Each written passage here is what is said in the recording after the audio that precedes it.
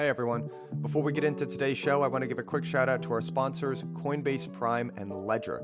Love these companies, genuinely proud to call them sponsors of the show. You're going to be hearing all about them later from me, but now, on with the program. Capital is going to be more efficient in the metaverse. Therefore, all the capital is going to go into the metaverse away from the nation state, which will cause the nation state a very significant amount of frustration. And so, yeah, dude, a lot of local economies are really going to suffer because everyone's going to start working in the digital economies. All right, everyone, welcome back to another episode of On the Margin. Today, I'm joined by Mr. David Hoffman of Bankless. What's going on, David? Hey, man. Glad to be here. This is going to be fun. Yeah, dude. I'm really excited, too. Now that we did the technical difficulties 30 minutes before this, we're both in a nice and frustrated mood to have a nice casual conversation. So let's just get right into it. So I listened to that interview that you and Ryan did on Bankless, and you know, this is, even though Blockworks is a crypto company, we've actually never done a crypto interview on this show, but I listened to the way you guys outlined the metaverse, and I just had to get you on here because I loved the framework that you approach it from. You talked about Hobbes and the Leviathan, so really started from a nice 10,000 foot level, which the history nerd in me absolutely loves. So let's start with just super basics, talking about the metaverse. How do you define what the metaverse is? What's your framework for looking at it?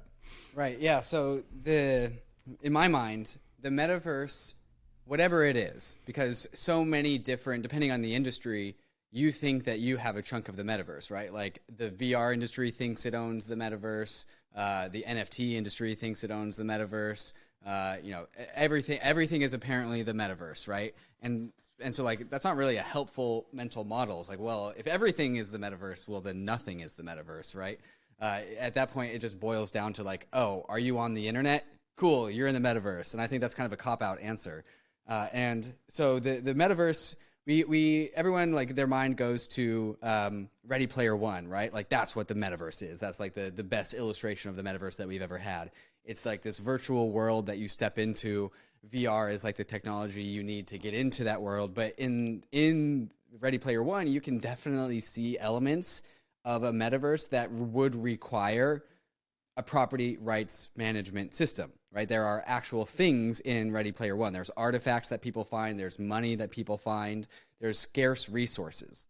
And so whatever the metaverse is, it needs to have a system of property rights management. It needs to have objects inside of it, things, nouns, and those nouns need to be able to interact with each other. Because what the metaverse is it's a digital representation of the physical world, and it needs to mimic some of the properties of the physical world. And one of the core fundamental properties of what the physical world is that one atom is that atom and not a different atom.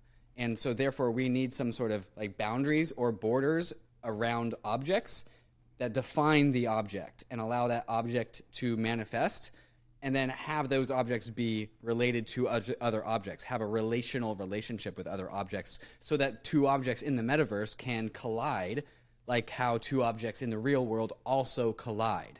And so what that implies is that there needs to be a central registry of objects so that when we do have this VR, internet, Zoom, gaming versions of corners of the internet, that they are actually all acknowledging the same central registry of objects.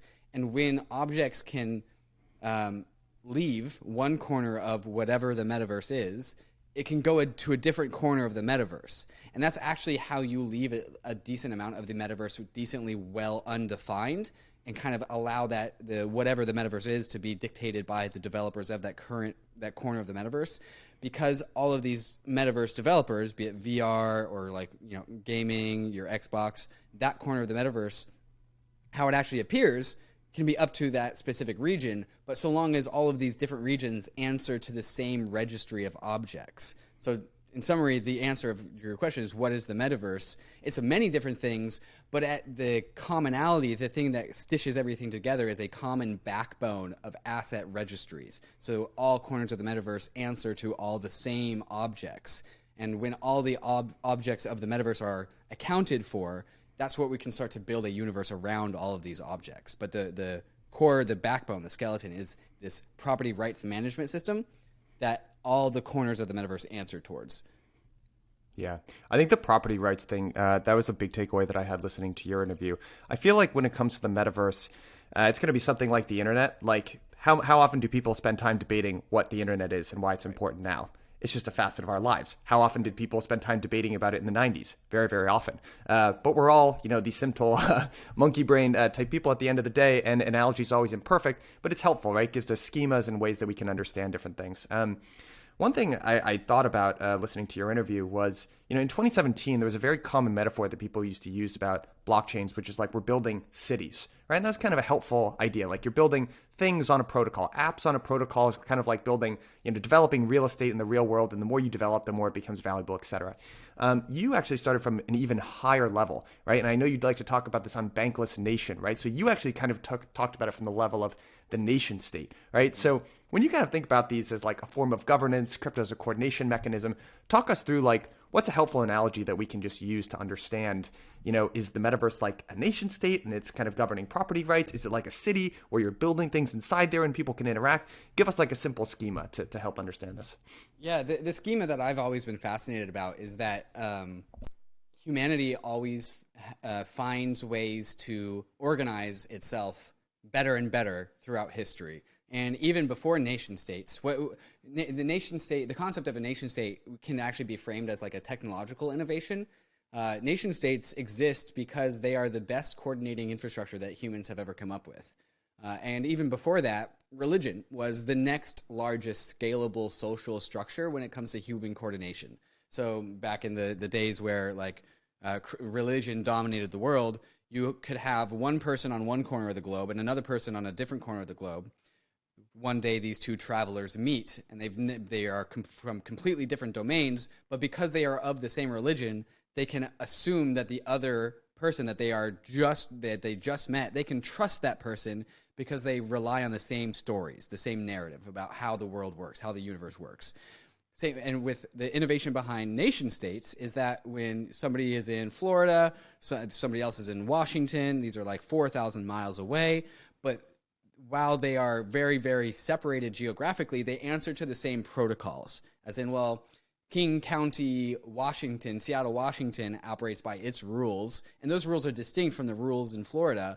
But both Miami, Florida, and Seattle, Washington operate under the same protocol, which is the federal government of the United States of America, which is really just a way to communicate protocols across vast differences. And going back to religion, what is the Bible other than a protocol on how to live? And what is nation-state laws other than protocols on how to live? And so the understanding blockchains operate a lot of the same roles and responsibilities that nation-states do. Property rights is honestly the biggest one in my opinion. And so Ethereum as this smart contract platform can outsource the roles and responsibilities that nation states have, which is property rights management, and give that to Ethereum. But I feel like that perspective is actually a 2D perspective as to what Ethereum is and what it's ultimately going to be. And the metaverse is actually the 3D answer to that, right? What is Ethereum? It does similar things as nation states like property rights. But what is it really is it's a property rights management system in the cloud, in the virtual world. And while the concept of like real world asset tokenization is cool, what's cooler in my mind are digitally native assets that exist only exclusively on Ethereum. And so it goes from like the idea goes from a 2D to a 3D representation of what it means to have cryptocurrencies or blockchains or digital assets. Cool, digital assets are neat. But now it's digital assets inside of a digital world, inside of a digital universe. And so not only do we have digital assets, but now we have a digital world to play with those digital assets. And that digital world is something that manifests itself around the assets. Right. It's kind of like a sandbox model versus a walled garden type thing.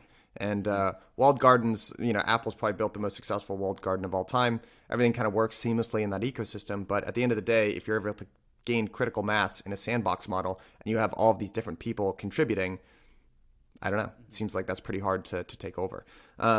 So let's try to put some boundaries around, because, the one kind of objection that I feel like comes up in a lot of people's minds, and like my mind too, when I start thinking about this is, okay, I hear what you're saying. Maybe there are some areas, right, like property rights management, that the metaverse could actually do better than governments.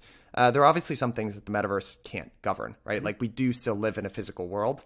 So like the metaverse is never really going to be able to solve like the problem that police solve, right? For instance.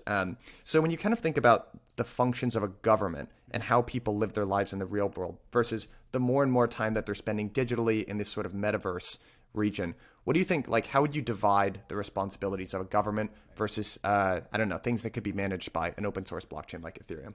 Right. Going back to that ability to exit, the fact that that exists at all is a big check on nation states.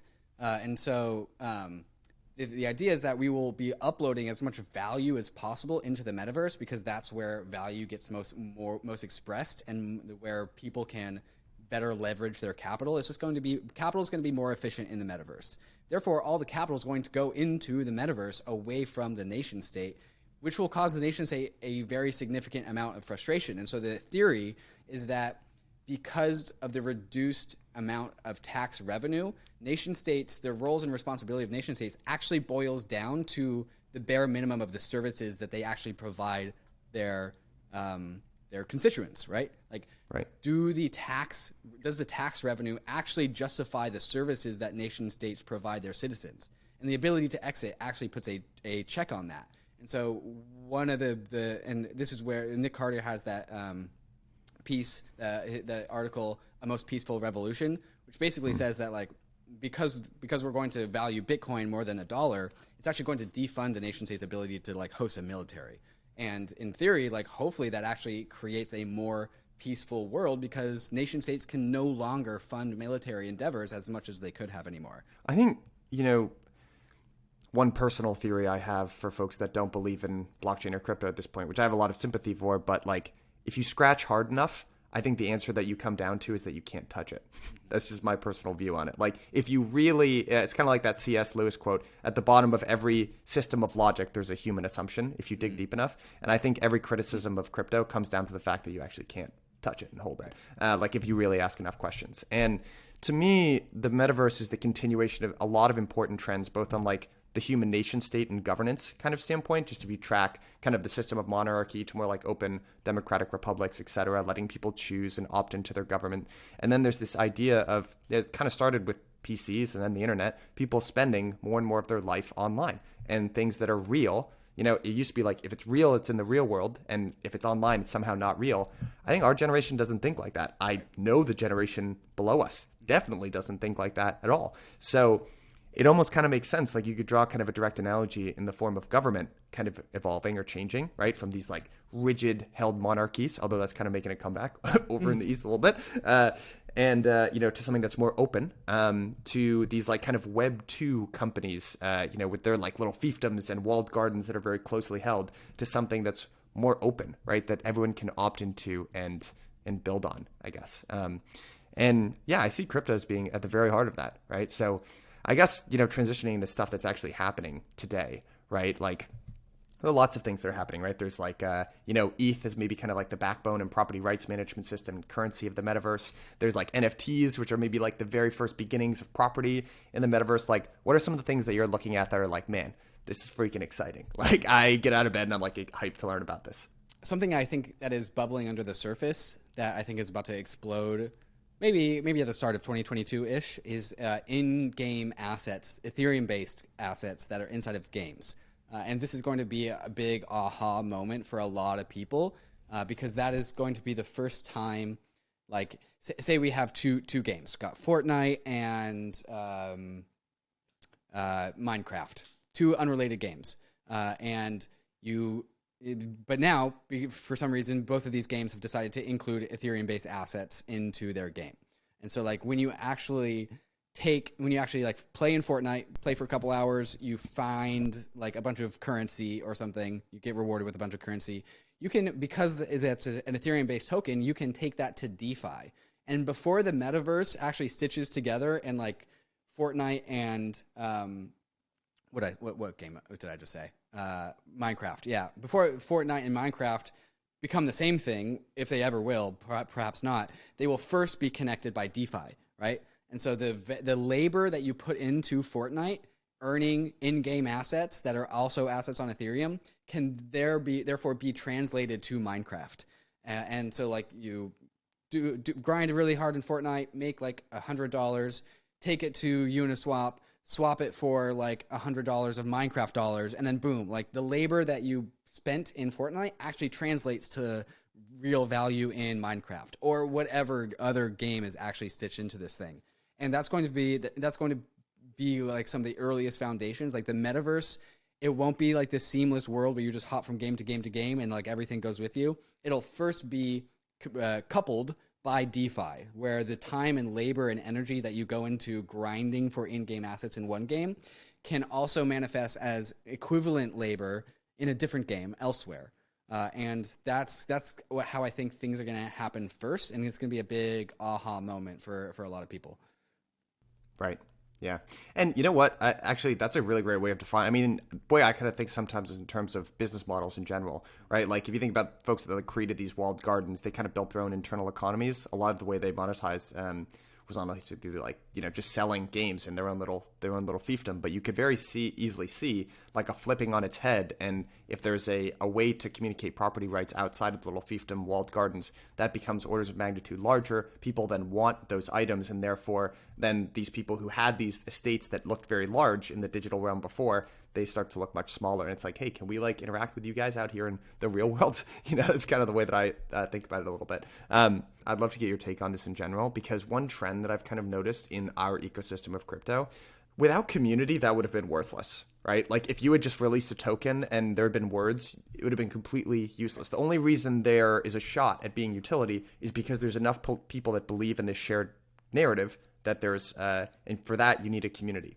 One other thing I've noticed, like even with like Bored Ape Yacht Club, is you almost like start with the community first and then back into the product, which is like totally backwards from how businesses got built. I don't know if you've noticed the same trend, or like what your thoughts are on the importance of community, if it makes sense to build community first, then like back into a project. Like, how do you think about that whole trend that's happening in our ecosystem? Yeah, it's very, very chaotic, right? But there is something there with regards to like, if without community, there isn't actually anything. And yeah. I know Raoul Paul has been focused on this as well. Like communities are actually the new alpha, as in like this is where communities are the new investable paradigm.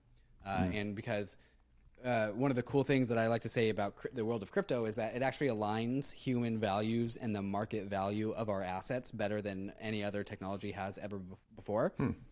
And how do you know what humans value? Well, the answer is there a community there? Like, did a community form around these values and so like you have all these different communities out there. You have like the Bankless DAO, and that Bankless community is aligned around like the Bankless vision, like propagating Bankless culture. You also have Friends with Benefits, which has its own set of values and goals for itself. And to what degree those values and goals are scalable and shared by a larger set of people, you have a growing community around those people who are willing to expend labor or capital to buy things that align with those values.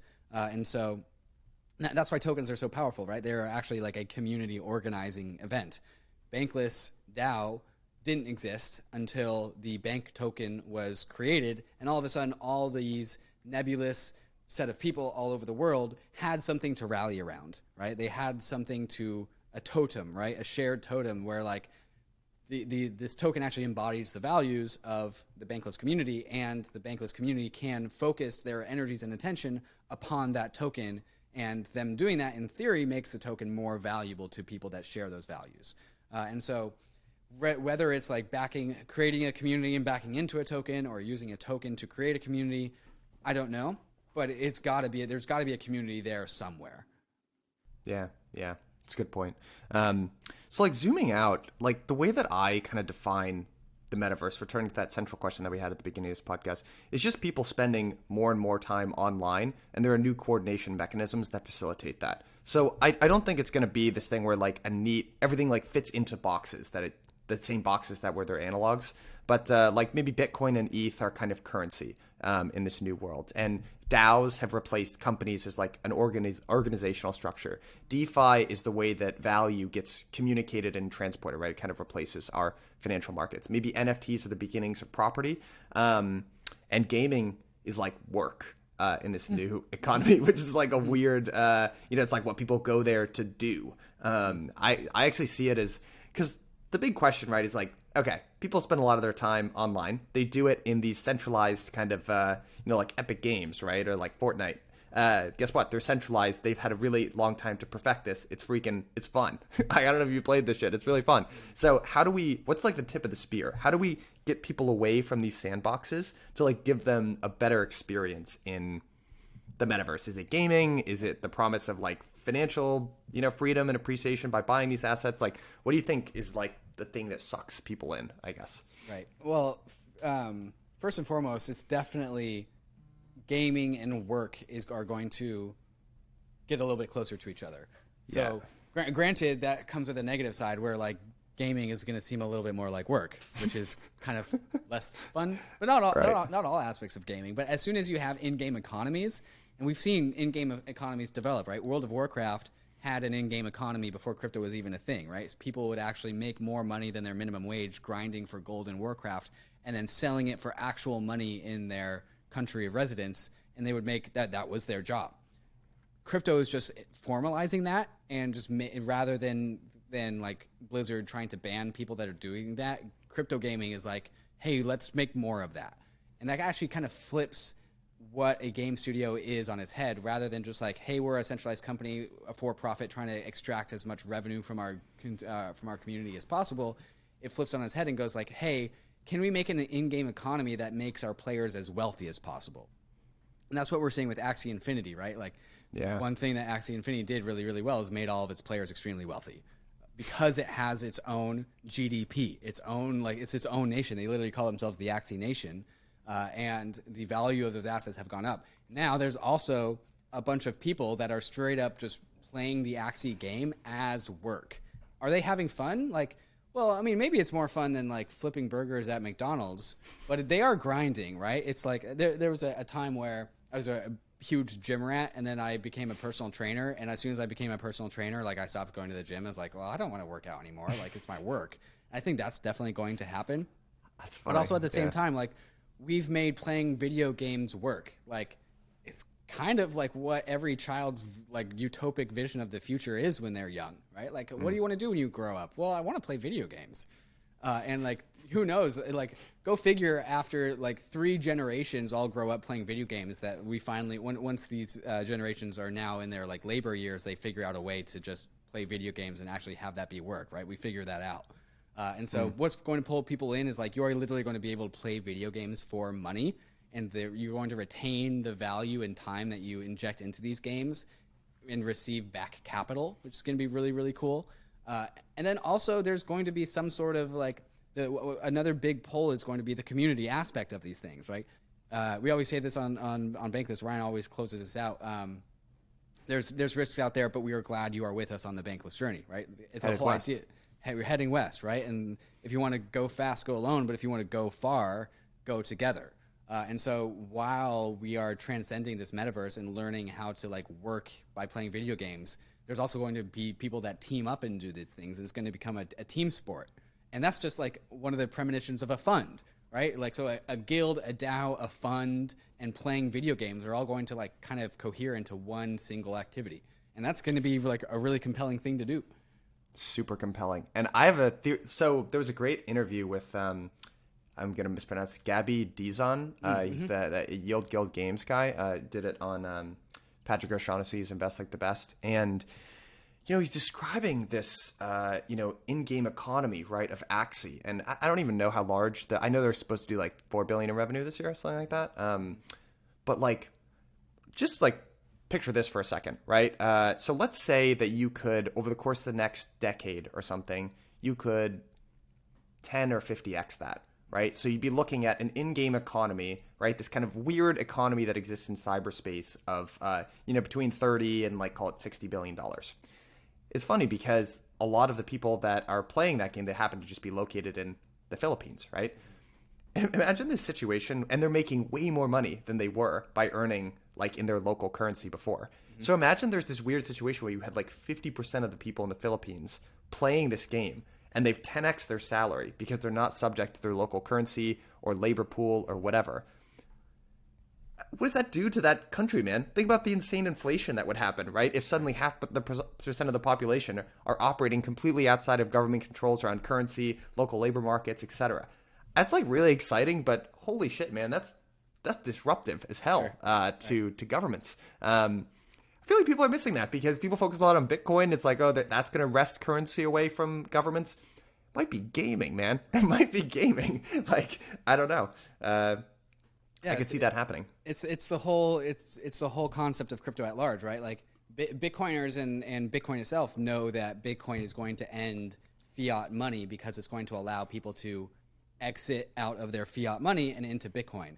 Well, extrapolating that to gaming, well, there's going to be gaming economies that are way significantly bigger than real countries' GDPs. And like people come into the crypto space and they see like these very beginning projects generate like $5 billion in total market cap, and they get astounded when they compare that to like, you know, legacy companies on the stock market. It's like, they just turned into a $5 billion market cap in 2 months. How the hell did that happen so quick? People are forgetting that these are global markets with global participants. And when you have global participants in a marketplace, like things go up faster just because there's more net buying pressure. And so like comparing physical nation state economies to digital nation state economies, it's almost apples to oranges. The digital ones are just going to be way bigger by definition of the fact that they are on the internet, which is the largest organization of humans of all time, right? It's by definition going to be bigger than your nation state. It's all of the humans. And so, yeah, dude, a lot of local economies are really going to suffer because everyone's going to start working in the digital economies. And as soon as gaming economies just turn massive, it's going to suck away so much capital and labor into the metaverse and away from the physical land. Howdy, everyone. This episode is brought to you by Coinbase Prime, the leading prime brokerage solution for all things digital assets, providing secure custody, trading, and financing to an institutional suite of clients. On the retail side of things, I am more than happy to make this endorsement because I have been a customer of Coinbase since the day that I got into crypto. I still keep the vast majority of my assets there, actually, and I do it for one reason and one reason alone, so that I can sleep easy at night knowing that my funds are safe. It's the same reason when family or friends ask me, where should I buy my first Bitcoin? I direct them to Coinbase, and now, finally, when institutions are starting to ask, what's the most safe infrastructure to use? I only point them in one direction, to Coinbase Prime. And the reason that I do that is because it is peace of mind. When it comes to security, everything is top of the line on this platform, and it's a white glove experience to boot. They've been securing client assets at scale for 8 years, which as of Q2 of this year is $180 billion. They have an industry-leading insurance policy, and they're audited by blue chip auditors so that you can sleep easy at night too. So, stop listening to me, click the link at the bottom of this episode, and go check them out for yourself. And when you get there, tell them that I sent you because I love to get credit. When it comes to crypto, security and custody is paramount. Introducing this episode's sponsor, Ledger, your secure gateway to buy, exchange, and grow your crypto assets. I know I've got a smart audience, so I'm assuming/hoping that most of you already have your Ledger hardware wallet, but just in case you don't, this is how I think about it. I wouldn't get into a car if I couldn't wear a seatbelt, and I don't operate in crypto unless I can do it from my Ledger hardware wallet. Crypto is really exciting, but it is still the Wild West. There are lots of risks, and Ledger is the easiest way to make sure that you are still protected. And the best part about Ledger is that you don't need to make any trade-offs between security of your funds and utility of your assets because Ledger has Ledger Live, which is a software. It syncs right up to your Ledger hardware wallet, and you can do anything that you'd want to do with your crypto assets. You can easily send and receive, you can buy and exchange, and you can get access to staking. And they've actually started to aggregate some of the best DeFi apps and services out there. Two of my favorites, Paraswap, a decentralized aggregator, and they've got Lido for staking. And stay tuned, I'm going to keep you guys updated. They've got some really cool services coming out soon.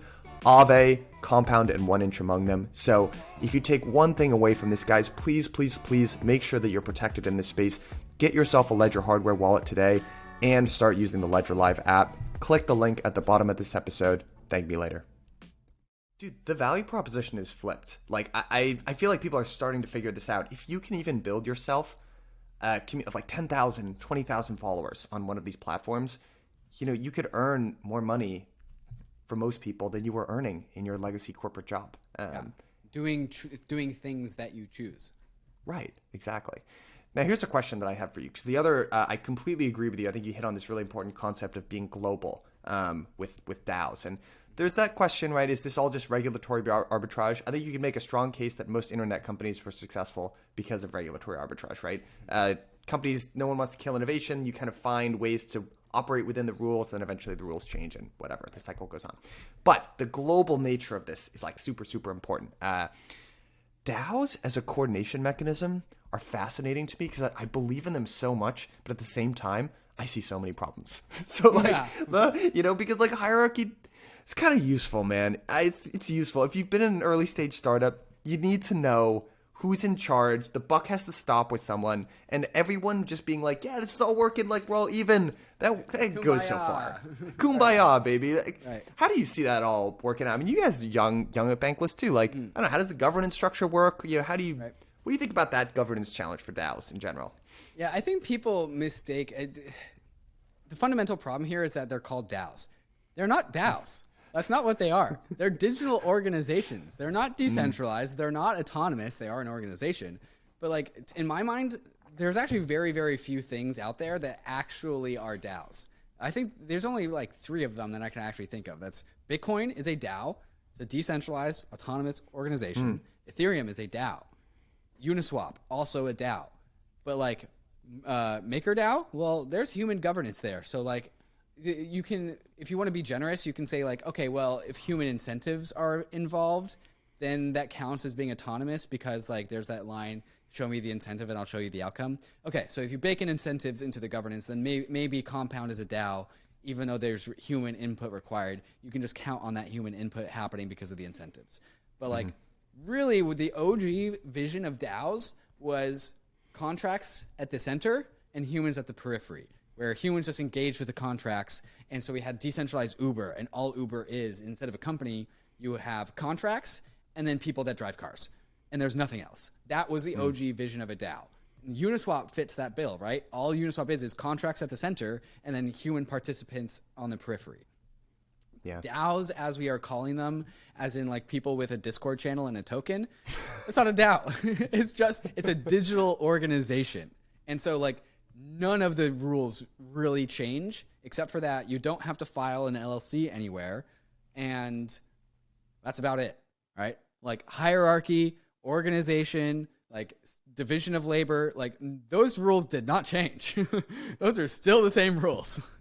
Yeah, I'm with you, dude. I'm completely with you. You know what's funny? Like, I think this idea really meant, it depends on the framework that you look at this space, right? I'll just be honest. The way that I look at this space is it's going to grow so much that allows you to like overlook some like very real and serious problems that happen in the present. And I think probably the most obvious manifestation of this debate was Tether.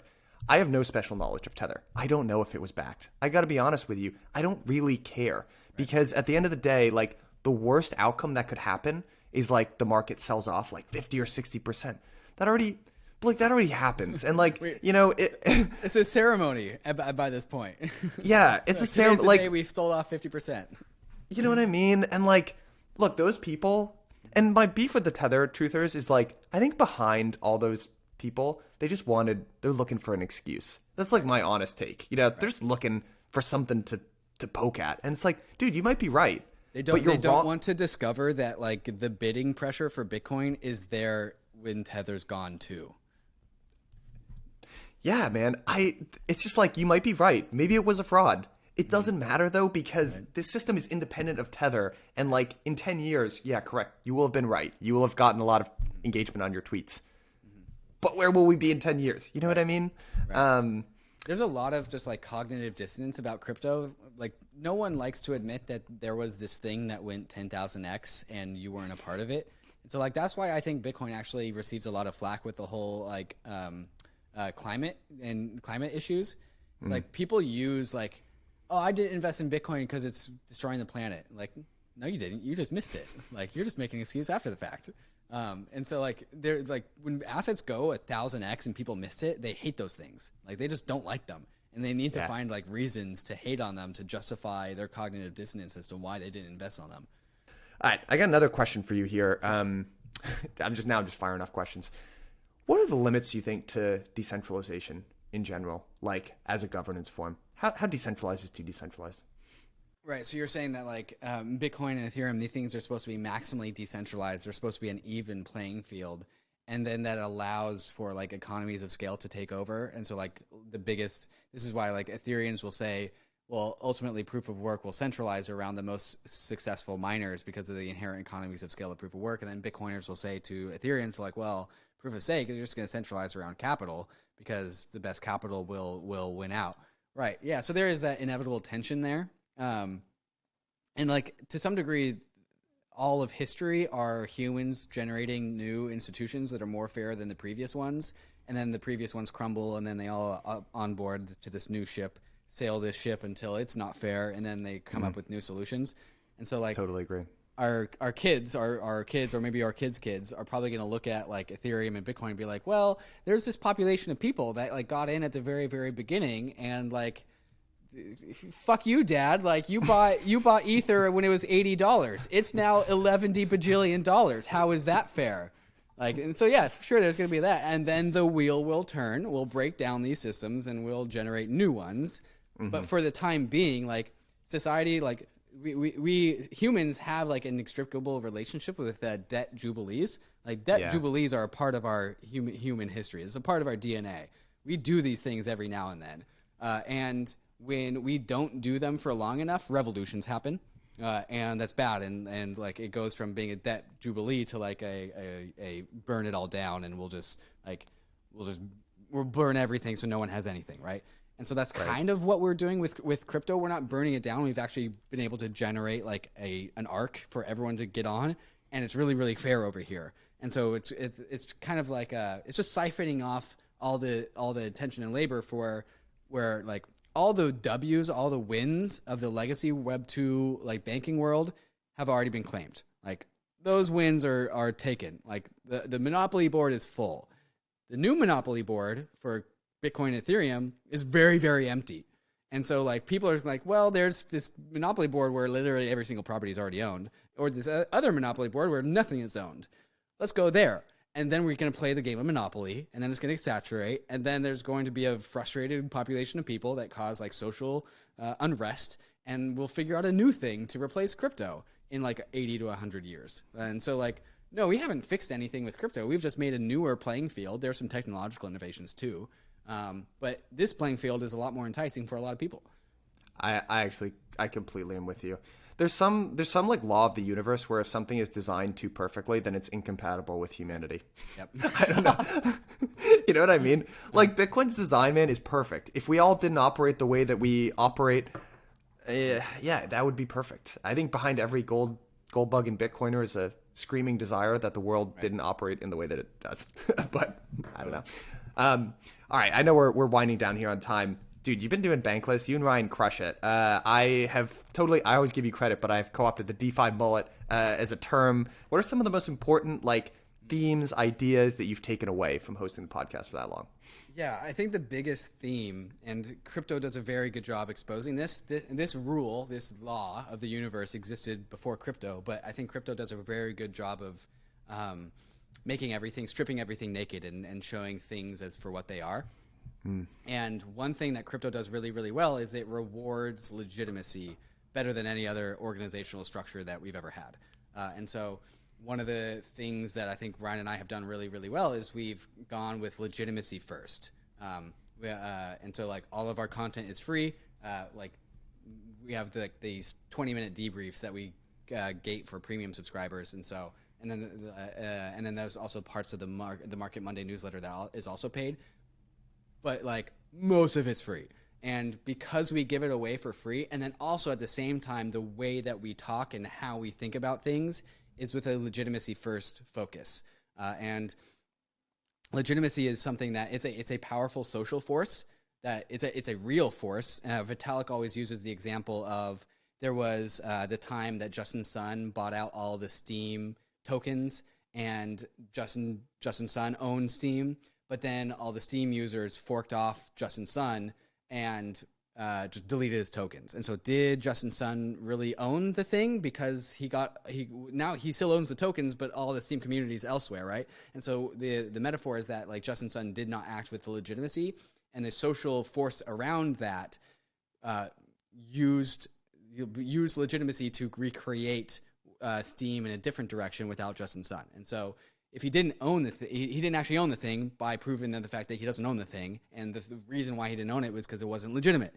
And this is why like there's always the concept of like, I am the legitimate heir to the throne, and then there's like, you know, Game of Thrones happens and like we have 5 people vying for legitimacy, only one person's actually legitimate.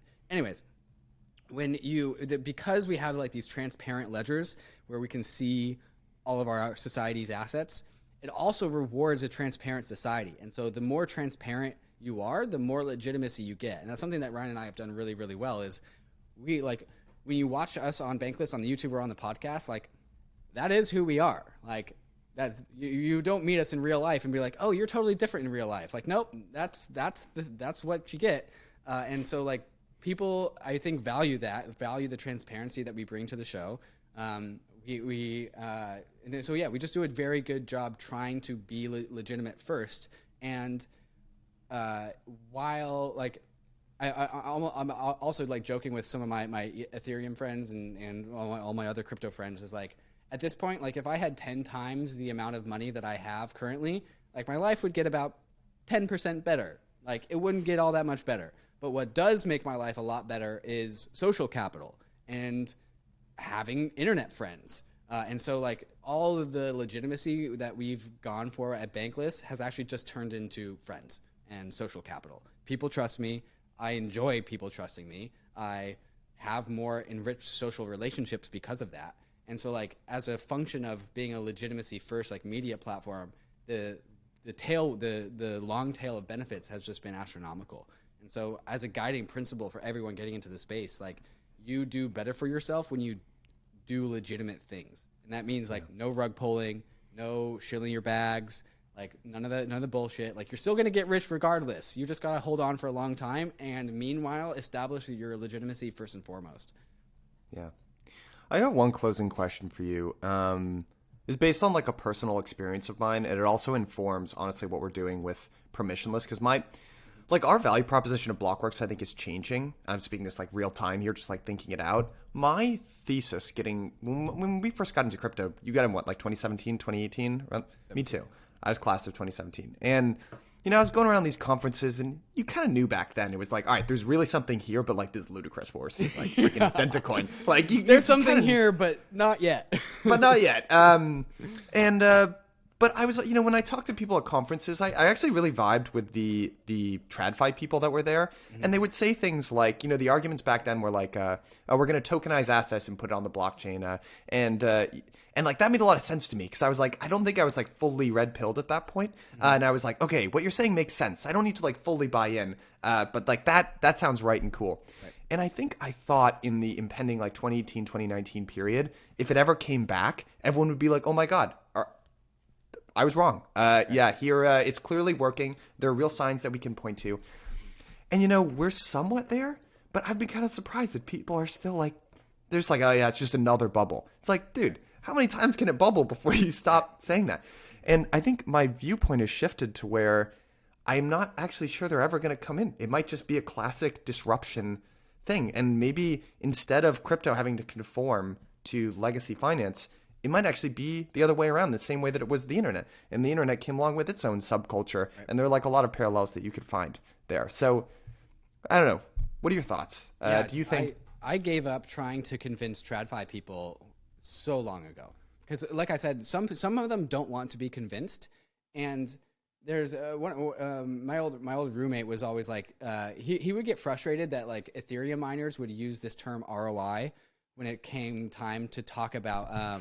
how much time does it take for you to run your miner until you paid back how much your miner costs? And so like the ROI was measured in time, like ROI of 6 months, where he got really frustrated. It's like ROI, no, like if you put in $100 and you get $600 out, you have a 6x ROI. That's the correct version of, and so he got frustrated. He's like, the crypto people need to figure out how to talk finance. Otherwise, you guys are never going to convince the finance people to come over. And I was like, dude, like, we don't need you guys. We don't need legacy finance people. We will build this stuff ourselves. We will build our own institutions. And so, especially in the last like year or so, my mind has totally shifted from like, I'm not going to ask like, hey, Wells Fargo, can you guys come and do DeFi stuff? Like, no, we're just going to build around them. And if they want to come, they can. But like the institutions that we're creating today are the institutions of the future. We don't need old institutions to come and like mess with our stuff. We've got it figured out. We just need more time and more building, right? And so the institutions, it's all about creating new institutions. We don't want the old institutions. They're the things we're trying to escape from. Like, we don't want them. Like, actually, please stay over there. We'll take it from here because we've got the actual, of all the people that are optimistic about the future, you find them in crypto, right? And so, like, we have the right disposition. We have the right organizational tools. We just need more time to build out all of, like, the cool new things that we're already doing right. Also, it's just human capital in general. Like, I mean, one thing that might not be obvious if you're not operating in this industry, like, just the quality and the intelligence of people that are in this space. And crypto, I don't want it to be like this. It's starting to feel like this a little bit, that there's kind of like the old school, like infrastructure, kind of Bitcoin maxi sort of crowd. And then there's the new school, like ETH, DeFi Metaverse crowd.